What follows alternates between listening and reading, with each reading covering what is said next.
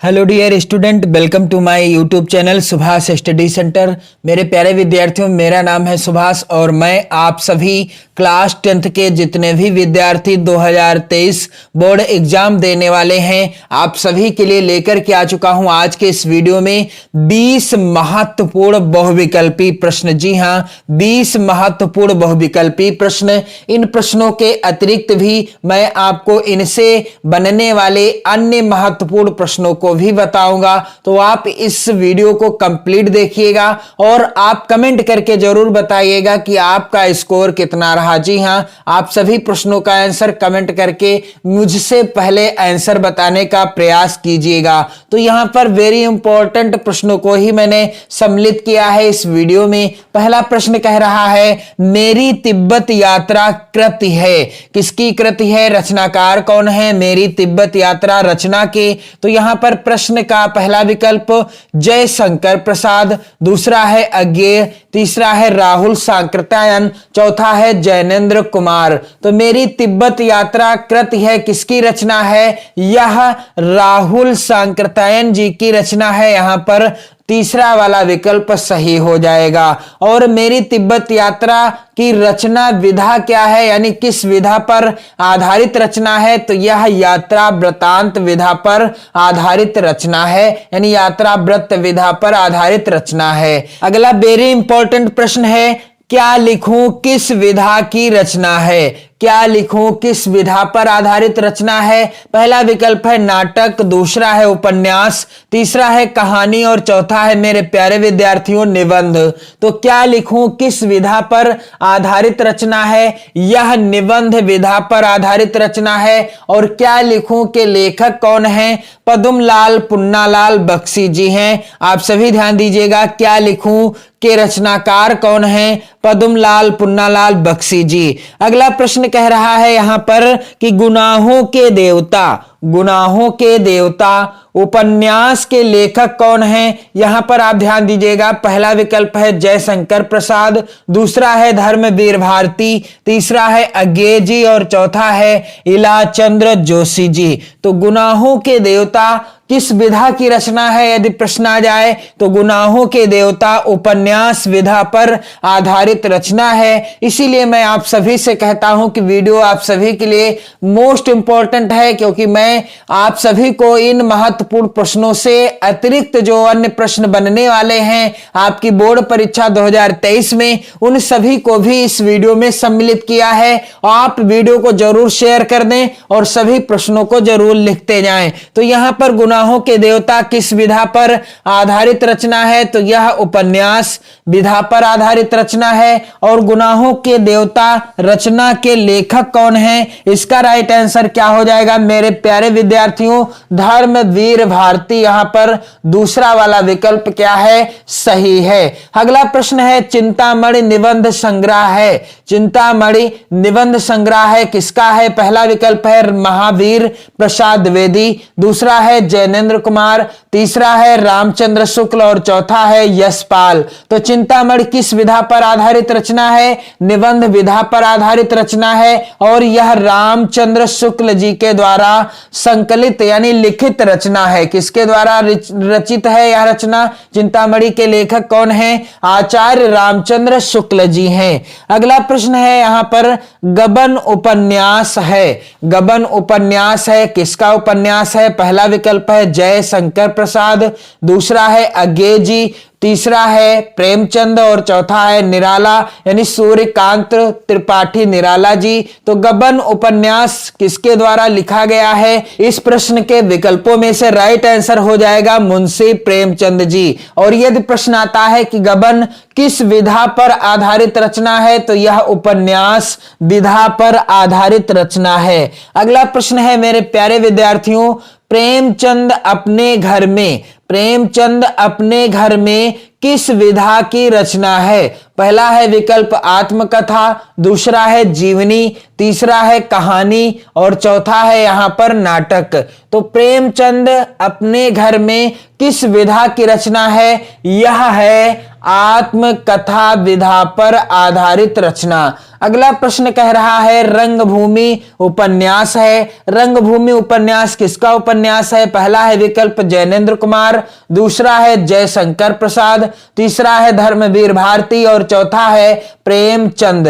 तो रंगभूमि उपन्यास के रचनाकार कौन है? इसका राइट आंसर हो जाएगा मुंशी प्रेमचंद जी के द्वारा यह रचित उपन्यास है रंगभूमि। और अगला वेरी इंपॉर्टेंट प्रश्न है आकाशद्वीप और ममता कृति है। आकाशद्वीप और ममता कृति के रचनाकार कौन है? पहला है विकल्प, यहां पर आप सभी ध्यान दीजिएगा, हजारी प्रसाद द्विवेदी, दूसरा है जयशंकर प्रसाद, तीसरा है यशपाल और चौथा है दिनकर। तो आकाशद्वीप और ममता किस विधा की रचनाएं हैं? तो यह कहानी विधा पर आधारित रचनाएं हैं। और यह जो रचना है आप सभी ध्यान दीजिएगा जयशंकर प्रसाद जी की रचनाएं हैं। आकाशद्वीप और ममता कहानी के रचनाकार हैं जयशंकर प्रसाद जी। अगला प्रश्न वेरी इंपॉर्टेंट है, आप यहां पर देख सकते हैं मेरे प्यारे विद्यार्थियों, आंधी और प्रतिध्वनि किस विधा की रचना है या किस विधा पर आधारित रचनाएं हैं? पहला है विकल्प कहानी, दूसरा है उपन्यास, तीसरा है निबंध और चौथा है काव्य। तो आंधी और प्रतिध्वनि ये दोनों रचनाएं कहानी विधा पर आधारित रचनाएं हैं और जिसके रचनाकार हैं जयशंकर प्रसाद जी। अगला प्रश्न है एक अंक के नाटक को क्या कहा जाता है? क्या नाटक कहा जाता है, पत्रिका कहा जाता है, कहानी या फिर एकांकी? तो एक अंक के नाटक को क्या कहा जाता है? नाटक कहा जाता है या एकांकी? इनमें से कौन सा राइट आंसर है? एकांकी हो जाएगा। एक अंक के नाटक को कहते हैं एकांकी।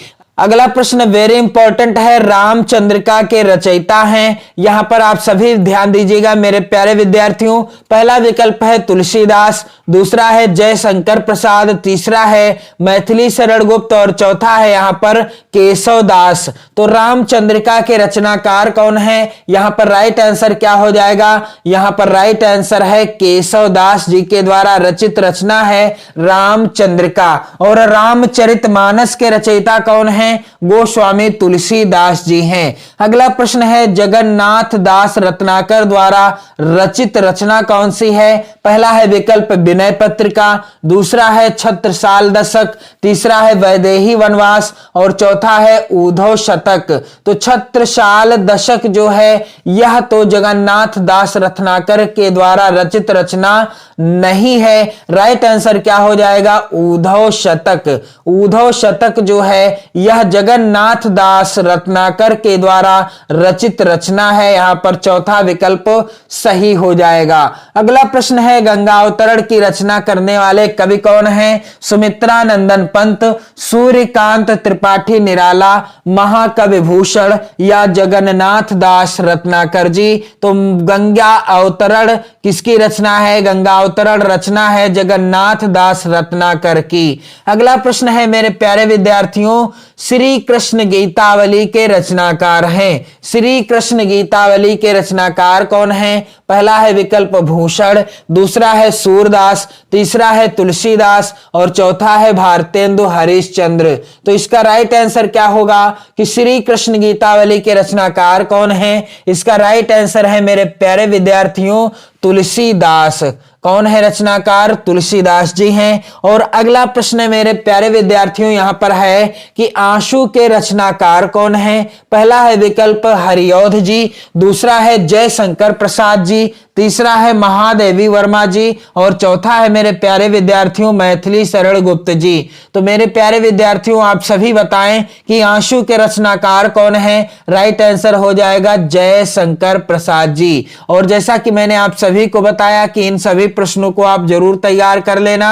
सबसे ज्यादा महत्वपूर्ण प्रश्न है हिंदी विषय के और बहुविकल्पी प्रश्न है। और इसके बाद आप ध्यान दीजिएगा, अगला वेरी इंपॉर्टेंट प्रश्न है कि आंसू के रचनाकार कौन है? जयशंकर प्रसाद जी हैं। अगला प्रश्न है द्वापर के रचयिता हैं, द्वापर कृति के रचयिता कौन है? पहला विकल्प है मैथिली शरण गुप्त, दूसरा है महादेवी वर्मा, तीसरा है सुमित्रा नंदन पंत और चौथा है अज्ञेय। तो द्वापर के रचयिता कौन है? द्वापर कृति यानी रचना के रचनाकार हैं मैथिली शरण गुप्त जी। यहां पर अगला वेरी इंपॉर्टेंट प्रश्न है भारतेंदु हरिश्चंद्र की रचना कौन सी है?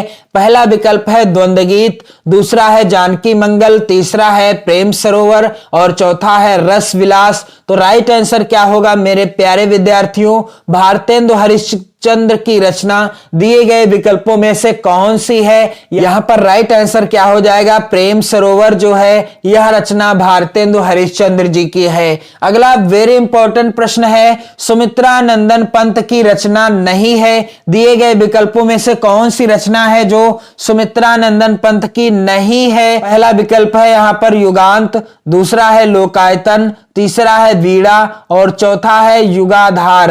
तो राइट आंसर क्या होगा कि सुमित्रा नंदन पंत की रचना नहीं है, दिए गए विकल्पों में से कौन सा विकल्प सही है? आप सभी ध्यान दीजिएगा, इस प्रश्न का उत्तर हो जाएगा कि सुमित्रा नंदन पंत की रचना नहीं है, युगाधार यहां पर चौथा विकल्प सही है। अगला प्रश्न है भारतेंदु हरिश्चंद्र की रचना है कलि कौतुक, नूतन ब्रह्मचारी, प्रेम मोहिनी, वैदिक हिंसा, हिंसा न भवति। तो भारतेंदु हरिश्चंद्र की रचना कौन सी है? दिए गए विकल्पों में से राइट आंसर क्या हो जाएगा?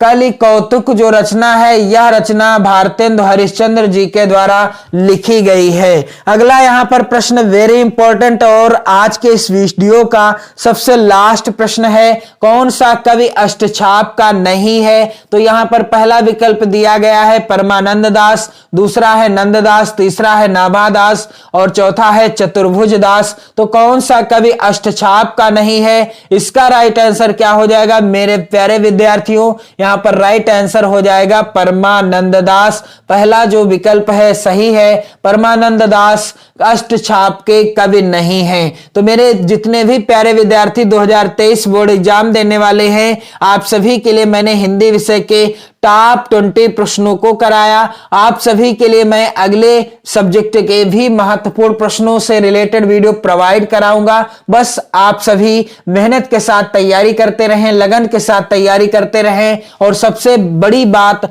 आप सभी प्रश्नों को जरूर लिखते रहें, नोट्स बनाते रहें, नोट्स का आप रिवीजन भी करते रहें। तो पढ़ते रहिए, मस्त रहिए, स्वस्थ रहिए। जय हिंद।